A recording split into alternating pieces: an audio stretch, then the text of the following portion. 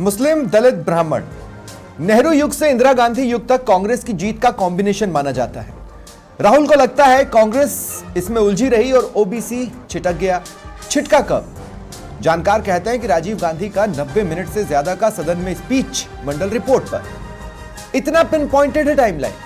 उसी दिन से मुलायम मुलायम बने, लालू लालू बने, मतलब रीजनल पार्टियां उभरती गईं और कांग्रेस तब से आज तक कभी भी 272 सीट जीत नहीं पाई लोकसभा चुनाव में। यह है ओबीसी वोट की अहमियत। एक फैक्ट यह भी है कि 2014 से इसी के सहारे बीजेपी सर्वशक्तिशाली मोदी सरकार के रूप में सामने आई और ओबीसी के थोड़े से डायवर्शन ने उन्हें तीसरे टर्म में एनडीए सरकार बना दिया। कुल मिलाकर राहुल ने 2029 की बिसात पर ओबीसी कार्ड की महत्ता को अंडरलाइन किया है। और यहां से उठते हैं सवाल कि क्या कांग्रेस की सहयोगी क्षेत्रीय पार्टियां ऐसा होने देगी? क्या बीजेपी समय रहते दरकना शुरू हुए ओबीसी वोटर्स को फिर जोड़ मजबूत बैकअप बना पाएगी? आज इसी पर चर्चा करेंगे। नमस्कार, स्वागत है आप सभी का। आपके साथ मैं हूं स्वप्निल और मेरे साथ जो गेस्ट जुड़ रहे हैं आपको इंट्रोड्यूस करवा देता हूं। बीजेपी प्रवक्ता शैलेंद्र सिंह गुर्जर मेरे साथ हैं, कांग्रेस प्रवक्ता गोविंद पटेल मेरे साथ हैं और शिप्रा माथुर जी राजनीतिक विश्लेषक हैं। आप सभी का स्वागत है समाचार प्लस पर। गोविंद जी, मैं आपसे शुरुआत करता हूं। जब गलतियां स्वीकार कर ही रहे हैं तो क्या हम ये माने कि पहली गलती नेहरू जी से हुई और दूसरी गलती राजीव गांधी से ओबीसी छिटकने की? देखिए स्वप्ना जी, गलती किससे हुई ये तो मैं आपको नहीं बता सकता, लेकिन राहुल जी ने कल जो स्पीच दिया था, जो उन्होंने अपना उद्बोधन दिया था, हाँ। उसमें उन्होंने जो बातें थी वो सारी बातें कांग्रेस के जो तमाम नेता थे उनके सामने रखी और वही चीजें पूरे देश की जनता के सामने भी आप लोगों के माध्यम से पहुंची है। तो कहीं ना कहीं जो कमियां खामियां रही हैं उनमें सुधार करने की कोशिश कांग्रेस के जो शीर्ष अगर किसी को ये लगता है कि आपने नजरअंदाज है। किया है तो वो दोबारा आपकी तरफ नजर इनायत क्यों करेगा? वो तो दूध का जला है ना साहब, वो तो छाछ फूकेगा। देखिए, नजरअंदाज नहीं किया गया है क्योंकि कांग्रेस ने सभी को साथ लेकर चलने का हमेशा एक वही नारा दिया है कि कांग्रेस सबके साथ है। लेकिन कुछ परिस्थितियां ऐसी बनी कि भाजपा द्वारा कांग्रेस को एक समुदाय विशेष का जो एक ठप्पा जो लगाया जाता है वो कांग्रेस पे लगाया गया। नहीं लगाया को गया इस नहीं। तरह देखिए से गोविंद भाई, मैंने अपने स्टार्टिंग में मैंने ये बताया कि मुस्लिम, दलित, ब्राह्मण नेहरू युग से इंदिरा गांधी युग तक आपके विनिंग कॉम्बिनेशन को माना जाता था। राहुल गांधी ने यह कहा कि दलित, मुस्लिम और ब्राह्मण में हम उलझे रहे और ओबीसी समाज पूरी तरह हमसे दूर हो गया। अच्छा, अब अगर आप ओबीसी समाज को अपनी तरफ लाते हैं तो सपा या आरजेडी जैसे दल कहेंगे कि आप दगाबाज हैं। अच्छा, मैं समझा भी देता हूं क्यों कहेंगे। क्योंकि अगर ओबीसी आपकी तरफ शिफ्ट होना शुरू हुआ तो मुसलमान तड़ से आ जाएंगे आपके पीछे, तो इनके तो अस्तित्व पर बनाएगी। तो हम क्या समझें कि कांग्रेस के नए युग की शुरुआत जिसमें दोस्त न रहा के तर्ज पर हो रही है? देखिए, हमने जनगणना की मांग की है और आज तेजस्वी यादव जी ने उसका स्वागत किया है। एक मांग को जायज कहा है कि भाई ये होनी चाहिए क्योंकि ये इससे पता चलेगा कि कौन सी जाति क्या है, कितना उनका वर्चस्व है, क्या उनका रेशो है, उससे पूरा पता चलेगा। तो कहीं भी ऐसी कोई बात नहीं है कि जो वो दल है वो हमें जब अस्तित्व पर बनेगी। देखिए मेरी एक बात सुनिए, मैं आपको एक स्पेसिफिक बात बताता हूं। मान लीजिए एक गली है, मान लीजिए आपके घर के बाहर की गली है और आमने सामने दो गन्ने की जूस की दुकानें लग जाएं, तो वो आपसी अंडरस्टैंडिंग से थोड़ी ना चलेगी ना। धंधा आपसी अंडरस्टैंडिंग से तो नहीं चलता। तो समाजवादी पार्टी या आरजेडी जैसे दल अगर आप ओबीसी वोट खींचने लगेंगे तो वो आपके साथ अपना भविष्य कैसे देखेंगी? देखिए स्वप्न जी, खींचने की बात नहीं है। हम कांग्रेस को मजबूत करने की बात कर रहे हैं, हम संगठन को मजबूत करने की बात कर रहे हैं। वो हमारी रणनीति का एक हिस्सा होगा, किस तरह से हम करेंगे, क्या करेंगे, वो सारी चीजें हैं। तो इसमें खींचने जैसी बात नहीं, क्योंकि कोई भी पार्टी है उसका शीर्ष नेतृत्व चाहता है कि संगठन मजबूत हो और उनकी सरकार बने। ठीक है शैलेंद्र जी, मैं आपके पास, देखिए सेंटर में, यूपी में या राजस्थान में जो ओबीसी के बैकलॉग के खाली पद हैं या और भी कई मुद्दे, आप तो खुद गुर्जर बैकग्राउंड से आते हैं, आप भी जानते हैं गुर्जर समाज के भी अपना एक ओबीसी आरक्षण को लेकर स्टैंड पॉइंट है। आपको ओबीसी के नाम पर कॉर्नर किया जा रहा है, आपको लगता है विरोधी इसमें सफल हो पाएंगे? और देखिए स्वप्निल जी, कांग्रेस पार्टी ने कभी पिछड़ा वर्ग की सुध ही नहीं ली और ना ही उन्होंने कभी उनके उत्थान के बारे में सोचा। ये तो कांग्रेस के प्रवक्ता तो बता नहीं पाएंगे क्या गलतियां की है इनके जवाहरलाल नेहरू जी ने, इंदिरा गांधी जी ने, राजीव गांधी जी ने। मैं ठीक है। इनको याद दिला देता हूँ, काका कालेलकर कमेटी 1954 में बनी, करेक्ट है। 55-56 में रिपोर्टें आई और वो रिपोर्ट को जवाहरलाल नेहरू जी ने दबा दिया, उसको संसद के पटल पर नहीं रखा और भारत की जनता को मालूम ही नहीं पड़ पाया कि पिछड़ा वर्ग के उत्थान के लिए जो काका कालेलकर कमेटी ने सर्वे किया था, जो रिकमेंडेशंस किए थे कि किस तरह से इनका सामाजिक शैक्षणिक उत्थान किया जा सकता है, आर्थिक रूप से सशक्तिकरण किया जा सकता है, ये दबा के रखा। फिर आप देखिए बाद में आपने देखा होगा एक मंडल कमीशन का गठन हुआ, बीपी मंडल उसके अध्यक्ष थे और उसको भी इंदिरा गांधी जी उस रिपोर्ट को भी दबा के बैठी रही। इनके पुत्र जो बाद में राजीव गांधी जी बने वो भी उस मंडल रिपोर्ट को दबा के बैठे रहे। आप देखिए वो मंडल रिपोर्ट जब चैलेंज हुई, जब उसको लागू किया गया और जब माननीय सर्वोच्च न्यायालय में चैलेंज हुई, जब मालूम पड़ा भारत में 52% 1991 में 52% पिछड़ा समाज रहता है। हाँ। आज कितना है शैलेंद्र भाई, आज कितना है, आज कितना प्रतिशत है? आज की अगर अपन आज के संदर्भ में बात करें, हाँ। तो भारत के विभिन्न राज्यों में 56% से लेकर 64% तक पिछड़ा समाज। आप जानते हैं ना ये एग्जैक्ट क्यों नहीं है? ये एग्जैक्ट इसलिए नहीं है क्योंकि जातिगत जनगणना नहीं हो रही है। अब देखिए प्रॉब्लम कहां पर है, मेरी बात सुनिए, मेरी बात सुनिए, मेरी बात सुनिए, मेरी बात तो सुनिए। मैं आपसे क्या कह रहा हूं, कांग्रेस ने 2024 में जातिगत जनगणना की बात कही तो आपसे ओबीसी वोट बैंक छिटका। मैं बताता हूं कैसे। अपर ओबीसी 41 से 39% पर आ गया आपके लिए, लेकिन कांग्रेस के लिए 15 से 20% बढ़ गया, 15 से 20 पर पहुंच गया। और लोअर ओबीसी कांग्रेस के लिए 15 से 18 पर पहुंच गया, सिर्फ एक वादे के जरिए। अब उनके पास तेलंगाना का एग्जाम्पल है कि हमने जातिगत जनगणना कराई और हमने आरक्षण बढ़ा दिया। तो अब सवाल तो आपसे ओबीसी पूछेंगे ना कि साहब क्या आप जातिगत जनगणना कराएंगे? हमारा तो इसमें परसेंटेज बढ़ सकता है, हमारे लिए तो रिजर्वेशन बढ़ सकता है, फिर आप क्या कहेंगे?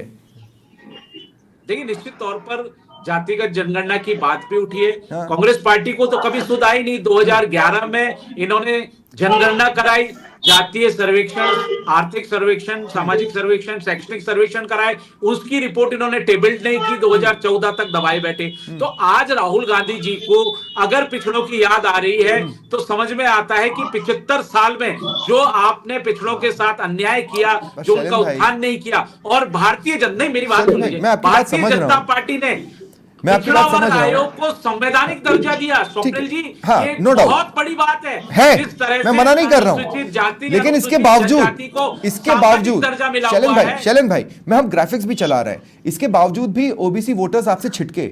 आप समझ रहे हैं इस बात को? क्यों छिटके? सिर्फ एक वादे से छिटक गए और अब उनके पास उस वादों के इंप्लीमेंटेशन का एक एग्जाम्पल है तेलंगाना। आप समझ रहे हैं मेरी बात? आपको कॉर्नर किया जा सकता है, नहीं तो 2%, 3%, 5% वोटर्स भी क्यों छिटकते ओबीसी के आपसे? छिटके हैं 2024 में। यूपी में स्थिति देखिए, राजस्थान में देखिए, हरियाणा में देखिए। देखिए स्वप्निल जी, 2026 में अभी 25 में जनगणना पेंडिंग है और जनगणना होगी, उसी से आपके सामने क्लियर हो जाएगा कि उसके साथ जातिगत जनगणना भी होगी। क्योंकि कभी भी भारतीय जनता पार्टी ने मना नहीं किया कि जातिगत जनगणना नहीं होगी, क्योंकि ओबीसी पर आपने हाँ भी तो नहीं कहा। ये जो अभी जनगणना चल रही है वो जातिगत चल रही है, ये बहुत बड़ी ब्रेकिंग हो जाएगी शैलेंद्र भाई।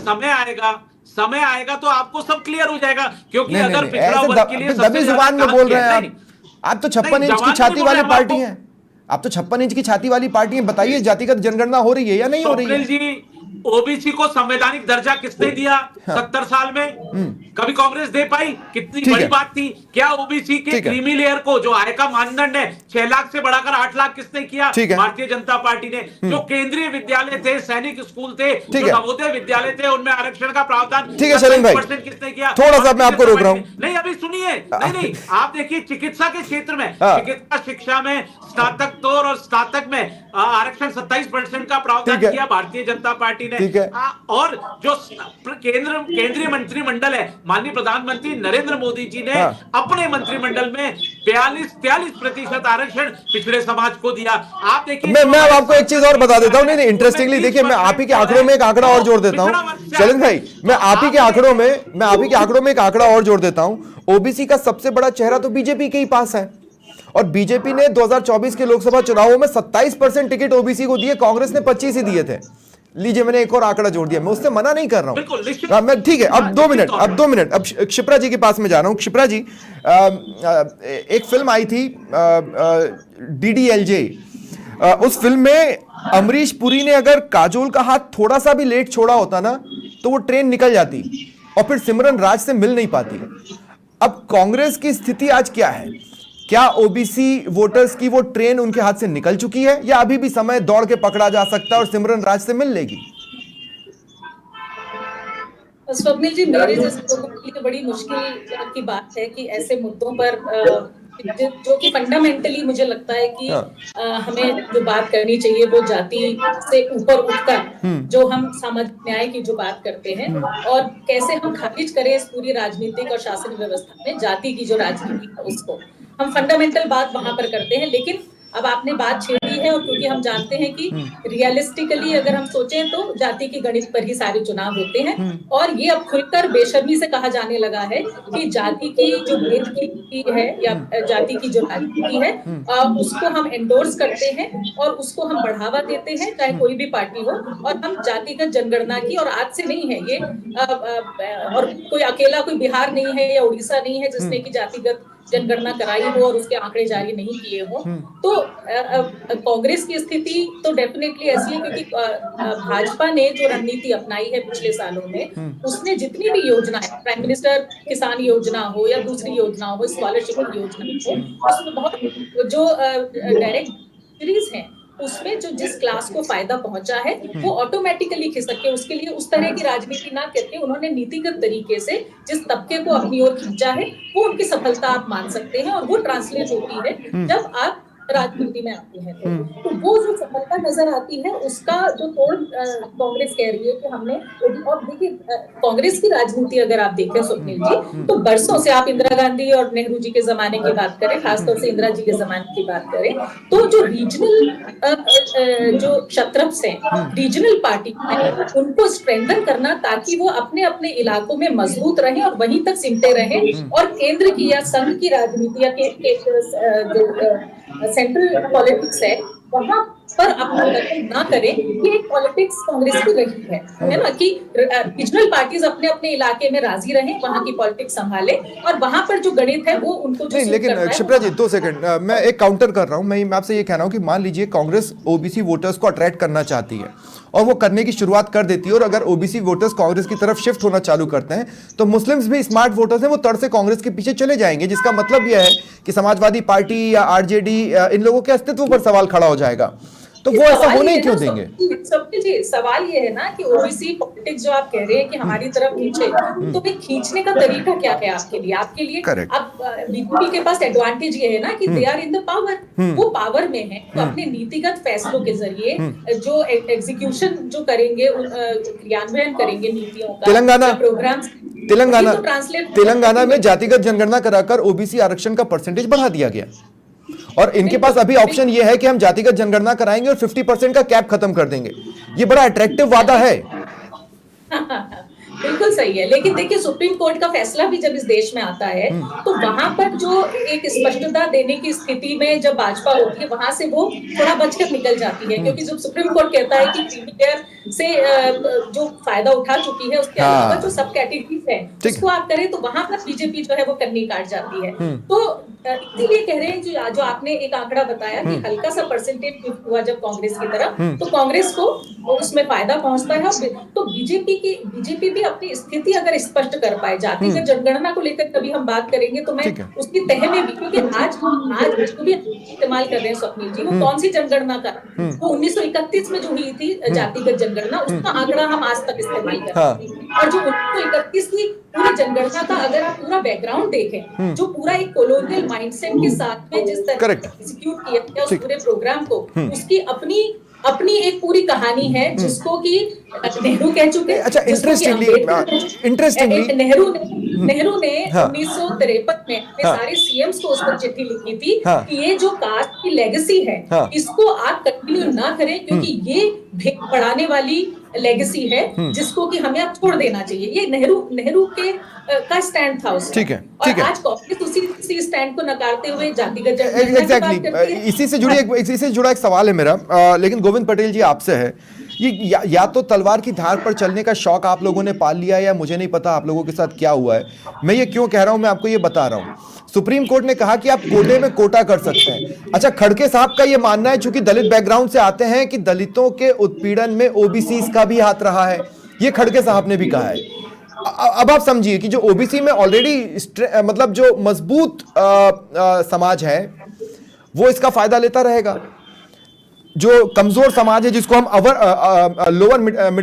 लोअर ओबीसी कहते हैं, या उस क्लास वाले को तो फायदा नहीं पहुंच पाएगा। तो उसका ऑप्शन कोटे में कोटा है, और कोटे में कोटा जो सुप्रीम कोर्ट ने कहा वो मैं कह दूं तो कांग्रेस कन्नी काट जाती है। देखिए सुप्रीम जी, सबसे पहले तो सत्ता पक्ष के प्रमुखता हमारे पूर्व प्रधानमंत्री इंदिरा जी पे, राजीव जी पे आरोप लगाए। अभी इन्होंने कहा कि साहब इन्होंने ये कर दिया। लगातार इनकी क्या गलत कहा सरकार सर? राजीव गांधी ने अपोज किया था मंडल रिपोर्ट का, और उसके लिए उसका सदन में 90 मिनट से ज्यादा का स्पीच है। लगातार इनकी सरकार है। ये जाति जनगणना की बात पर ये खुलकर नहीं बोलते, इनकी सरकार चुप है। और हमने जो वादा किया था, हमने जो बात की थी, उसके तहत हमने तेलंगाना में किया है। और सर आपने किया वीडियो के माध्यम से ये चीज कहना चाहता हूँ कि हमारी जिस राज्य में भी सरकार आएगी, हम वहाँ बिल्कुल जातीय जनगणना। हिमाचल में है ना सर, कर्नाटक में भी है, लेकिन वहां आप क्या कर रहे हैं? बिल्कुल नहीं, 2 मिनट सुनिए, मेरी बात सुनिए। मेरा सवाल ये नहीं है, मेरा सवाल समझिए। मैं जैसे कह रहा हूं कि ओबीसी में से सबसे ज्यादा आरक्षण का लाभ लेने वाले जो लोग हैं उनके लिए बेनिफिशियल हो गया, लेकिन जो लाभ नहीं ले पा रहे उनको आप कोटे में कोटा करके दे सकते हैं। वहां आपका दिमाग नहीं जा रहा। मैं आपसे जो बात कहना चाह रहा हूं वो ये कहना चाह रहा हूं, उस पर आप क्यों कन्नी काटते हैं? बोलिए ना कि हम जिन राज्यों में वहां कोटे में कोटा करके जिनको लाभ नहीं मिल रहा है उनको भी देंगे, क्योंकि इस व्यवस्था में तो उन तक नहीं पहुंच रहा। खड़गे साहब खुद कह रहे हैं कि ओबीसी ने भी हमें प्रताड़ित किया है। हम लाभ, हमारा मकसद प्रदेश की जनता को लाभ देना ही है। सरकारें जो बनती है वो प्रदेश की जनता के हित में काम करती है, कन्नी नहीं काट रहे हैं। बिल्कुल जो भी प्रक्रिया है वो तैयार होगी, और जल्दी जिनको लाभ नहीं मिल पा रहा है उनको लाभ मिलेगा। तो आप कोटे में कोटा देने वाले हैं? नहीं है कि आप कोटे में कोटा देने वाले? हमारी कतनी और करनी में फर्क नहीं आएगा। कोटे में कोटे की बात नहीं कर रहा हूं मैं। किस तरह से देगी वो पार्टी? अरे सर, बीजेपी ने 20 चीजें गिना दी। बीजेपी ने 20 चीजें गिना दी, आपके सामने गिना दी। शैलेंद्र जी ने क्या गलत गिनाया? आयोग बनाया गया, बिल्कुल ऐतिहासिक है। सुप्रीम जी, इनकी सरकार है, जिनकी सरकार होगी वो योजना लाएगी, वो चीजें भी गिनाएगी। हमारी सरकार नहीं, हम विपक्ष में बैठे हैं। हमारी सरकार होगी तो हम भी गिनाएंगे ना। ठीक है शैलेंद्र भाई, तो आपके समय भी बनी गई थी, उसी को टेबल करते थे, उसके अनुसार पिछड़े वर्ग को अपना न्याय मिलता, सामाजिक न्याय की अवधारणा की स्थापना होती। फिर मंडल आयोग को आपने लागू नहीं होने दिया, इंदिरा जी ने, राजीव जी ने। राजीव गांधी जी का तो खुद का सदन किसने लागू नहीं होने दिया? किसने लागू नहीं होने दिया? प्लीज थोड़ी सी आवाज को कंट्रोल में करें, बहुत ज्यादा तेज है। गोविंद जी आप इस तरह से आरोप लगा। नहीं गोविंद जी प्लीज गोविंद जी प्लीज, अरे मैं काउंटर करने के लिए बैठा हूं सर, 2 मिनट रुक जाइए प्लीज। शैलेंद्र भाई सवाल लीजिए। शैलेंद्र भाई सीधा सवाल लीजिएगा। जैसे मैंने आपसे कहा कि 2019 में आपको अपर ओबीसी का 41% वोट मिला, 2024 में वो 39 हो गया। ये 2% क्यों छिटका होगा? या जो कांग्रेस का जो ओबीसी के वोटर्स 15 से 20% बढ़े, 15 से 20 पर पहुंच गए, वो क्यों हुआ होगा? वो ओबीसी क्यों शिफ्ट हुआ कांग्रेस की तरफ? और अगर वो रीजन आप खंगाल लेंगे तो आपको ये समझ में आएगा कि तो आगे तो वो और भी खींच सकते हैं, क्योंकि इतने महज छोटे से परसेंटेज ने उनको 90% ज्यादा सीटें दिला दी 2019 से। देखिए, मैं आपको ये बता रहा हूँ कि पिछड़ा वर्ग, निश्चित तौर पर पिछड़े वर्ग की अगर कुछ परसेंटेज कम हुआ है, उस पर अध्ययन चल रहा होगा, उस पर विश्लेषण होगा और गंभीरता पूर्वक उसमें आगे क्या सुधार किया जा सकता है, उस पर किया जाएगा। आपको मालूम है कि माननीय प्रधानमंत्री नरेंद्र मोदी जी बहुत गंभीर है पिछड़े वर्ग को लेकर। एक जस्टिस रोहिणी कमेटी भी बनी हुई है जो पूरे भारत में 2600 से ज्यादा जो पिछड़ा वर्ग है उस पर अध्ययन कर रही है। अध्ययन करने के बाद विश्लेषण कर रही है किसको कहां कैसे फायदा दिया जा सकता है। जैसे आप बता रहे हो कोटा टू कोटा, हमारा भी यही सोच है कि जिन मेन आरक्षण का जो मुख्य उद्देश्य था वो यही था। कोटा में तो आपका स्टैंड क्लियर है कि ऐसा नहीं होगा। आप सुनिए तो सही। मैं जो आपको बताने जा रहा हूं कि अगर कोई जाति मेन स्ट्रीम में आ जाती है, उद्देश्य आरक्षण का यही है कि जो जाति मेन स्ट्रीम में आती जाती है उसके बाद जो दूसरी जाति है उनको भी लाभ मिलता रहना चाहिए। और आप देखिए अभी रोहिणी कमेटी की रिपोर्ट भी आनी बाकी है, वो भी टेबल होनी बाकी है। और जहां तक रही कांग्रेस की बात, कांग्रेस ने जो झूठ फैलाया, देखिए नहीं स्वप्निल जी, नहीं ओबीसी को लेकर कोई झूठ नहीं फैलाया, नहीं कांग्रेस ने कोई झूठ नहीं फैलाया। संविधान को लेकर प्रदेश की जनता, वो आपके नेताओं के बयान थे। गोविंद जी प्लीज, आपके नेता ने किस गोविंद जी प्लीज, नहीं शलन भाई, आपके नेताओं के बयान थे। नैरेटिव बनाना आसान इसलिए हुआ क्योंकि आपके नेताओं के बयान थे। अगर आपके नेता अपनी जबान पर कंट्रोल रखते, नैरेटिव नहीं बनता। बहुत सिंपल है, बहुत सिंपल है। इसमें कोई रोबोटिक साइंस नहीं है। लेकिन मेरे साथ जितेंद्र यादव भी जुड़ चुके हैं, इस विषय के विशेषज्ञ भी हैं। जितेंद्र जी, मैं आपका भी स्वागत करता हूं। शलन भाई, ऑफिशियल स्टेटमेंट नहीं था, नहीं ठीक है। अरे जनसभा में पब्लिक के बीच में बोलना पार्टी के चेहरे के तौर पे ही बोला गया था ना भाई। ज्योति मिर्धा ने कहा बोला था, जनसभा में ही बोला था ना। हुआ क्या? संविधान वैसे के वैसे देश संविधान से चल रहा है। एक्चुअली हमें देखने का मौका ही नहीं मिला कि आपको 400 पार हो जाते तो क्या होता। सबका साथ, सबका विकास, सबका प्रयास, सबके विश्वास के साथ और सारी योजनाएं आप देखिए। चलिए भाई प्लीज अब रुक जाइए प्लीज, मेरे पास बहुत कम समय बचा है, मुझे 2 गेस्ट को और इस डिबेट में शामिल करना है प्लीज। मुद्रा लोन योजना सारी, ठीक है 2 मिनट, दलितों और आदिवासियों गरीबों को जा रहा है। चलिए भाई ठीक है। क्षिप्रा जी, मैं आपसे इस बात को समझना चाहता हूं। नो डाउट ओबीसीज भी मादा रखते हैं। जैसे हाल के हरियाणा चुनाव में हम देखें, ओबीसी पॉलिटिक्स को बीजेपी बहुत अच्छे से समझ चुकी है और वो एंटी सिचुएशंस को भी अपने पक्ष में आसानी से मोड़ सकती है। हरियाणा में एकमुश्त होकर ओबीसीज अगर बीजेपी के साथ नहीं गए होते तो ये करिश्मा हो ही नहीं सकता था जो हरियाणा में हमको देखने को मिला। कहने का मतलब है कि ओबीसी वोटर्स की इंपॉर्टेंस को नकारा नहीं जा सकता। सवाल सिर्फ यह है कि क्या ओबीसी आज तैयार होंगे वापस एक बार कांग्रेस पर भरोसा करने के लिए? जितेंद्र भाई, मैं आ ही रहा हूं आपके पास, क्लोजिंग कमेंट के लिए ही मैं आऊंगा आपके पास। हाँ क्षिप्रा जी। नहीं, आपका क्या आखिर में सवाल क्या था? मेरा सवाल यह है कि क्या ओबीसी वोटर्स कांग्रेस की तरफ सरकने को तैयार होंगे भी, क्योंकि उनकी सिचुएशन दूध के जले की है। देखिए वही मैं कह रही हूँ कि तो हम शिफ्ट हल्का सा 1-2% कांग्रेस की तरफ कभी शिफ्ट हो रहा है, लेकिन अगर हम कंसिस्टेंटली देख रहे हैं तो ओबीसी जो एज एक मुश्त तरीके से जिस तरफ झुकाव है उसका, वो तो क्लियर कट देखिए बीजेपी की तरफ खिसकता नजर आ रहा है। और बीजेपी की जो स्ट्रेटेजी है, क्योंकि वो पावर में है, उसके पास में पूरे संसाधन है, उसके पास में योजनाएं हैं, प्रोग्राम से जिसके जरिए तो देखिए जो अभी विनिंग सिचुएशन है वो बीजेपी के फेवर में ही है। कांग्रेस अपनी रणनीति क्या अपनाती है और किस तौर पर जातिगत भेद है इसको और बढ़ाकर, क्योंकि अगर जनगणना की पैरवी कांग्रेस कर रही है तो मुझे लगता है उनकी ये भी जिम्मेदारी है कि वो लोगों को ये समझाएं कि इस जातिगत जनगणना के बाद में जो भी नतीजे आएंगे, क्योंकि उन्हीं की सरकारों ने दूसरे स्टेट में फैसले लिए हैं, वो किस तरह से ओबीसी कैटेगरी को सीधे सीधे लाभ पहुंचाने की स्थिति में रहेगी। अगर ये नैरेटिव कांग्रेस बनाई तो मुझे लगता है कि कुछ शायद फायदा मिल जाए। इसी में एक चीज मैं और जोड़ देता हूं कि जो कांग्रेस ऐसे अधिवेशनों में फैसले लेती है उसको लागू करने की स्पीड तो माशाअल्लाह है। मतलब रायपुर अधिवेशन के फैसले अब तक लागू नहीं हुए हैं, उदयपुर अधिवेशन के फैसले अब तक लागू नहीं हुए हैं। अब इस पर आप क्या कुछ नया कर लेंगे ये भी देखना होगा। स्वप्निल जी, इनको सबसे बड़ी प्रॉब्लम ये है कि मैं वही कह रही हूँ कि जो कंसिस्टेंसी जो है ना, कि आप हिस्टोरिकली आप क्या कहते थे, जातिगत जनगणना लेकर आपका स्टैंड क्या था, आपके जो बिग लीडर्स थे वो क्या कहते थे, उसी में विरोधाभास नजर आता है। ठीक है, तो वो स्टैंड करना चाहिए कांग्रेस। ठीक है, जितेंद्र यादव मेरे साथ हैं। जितेंद्र यादव मेरे साथ हैं?